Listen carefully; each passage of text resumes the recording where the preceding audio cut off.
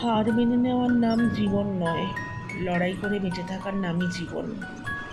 শুভ সকাল, কেমন আছেন আপনারা? আমি সকালের চাটি খেয়ে মায়ের সাথে একটু আহ্লাদ করতে এলাম।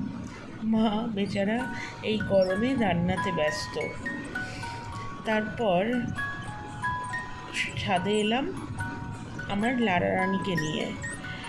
ও স্নান করেছে, স্নান করে ঘরের মধ্যে যাতে না গাটা ঝাড়ে সেই কারণেই ওকে নিয়ে ছাদে আসা।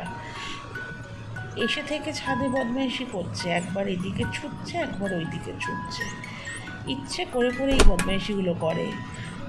যাই হোক, ওকে ওর মতো ছেড়ে দিই। আসুন আপনাদেরকে দেখাই আমাদের এখানকার প্রকৃতিটা, গ্রামাঞ্চলের সবুজে মোড়া প্রকৃতি। কিছুক্ষণ পর স্নান করে লাঞ্চে বসতে গেলাম, দেখলাম আমাদের মেনি এসে বসে আছে দোরগড়ায়। লাঞ্চের মেনুতে ছিল মসুর ডাল সেদ্ধ, উচ্ছে ভাজা, মাছের টক, কুঁদরি দিয়ে আলু দিয়ে তরকারি, চিংড়ি মাছের ঝোল, আর ছিল লাস্ট পাতে আম।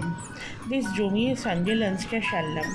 তারপর একটা ভাত ঘুম দিচ্ছি, হঠাৎ দেখলাম বাইরে ঝমঝমিয়ে বৃষ্টির আওয়াজ।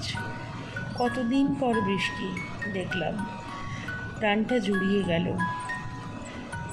রৌদ্রের প্রখর তাপ থেকে এই মনোরম দৃশ্য দেখে আর মাটির মেদো গন্ধ মনটাকে অনেক শান্তি দিল। খুব ভালো লাগছিল বৃষ্টিটা দেখতে, তাই আপনাদের সঙ্গেও শেয়ার করলাম। জীবনে আপনার স্বপ্নগুলো পূরণের জন্য বয়সের প্রয়োজন হয় না, প্রয়োজন হয় শুধু একটা প্রচেষ্টার। একটা ছোট্ট আশার কিরণও আপনার জীবনকে সুখে পরিণত করতে পারে। যাই হোক, আজ চলি বন্ধুরা, ভালো থাকবেন, সুস্থ থাকবেন, আর জীবনটাকে হই হই করে বাঁচুন। জানি না কোথায় থমকে যায় জীবনটা আমাদের। আর আমার পাশে থাকুন, যদি একটুও আপনাদেরকে আমি আপনাদের ভালো লাগার জায়গা তৈরি আসতে পারি।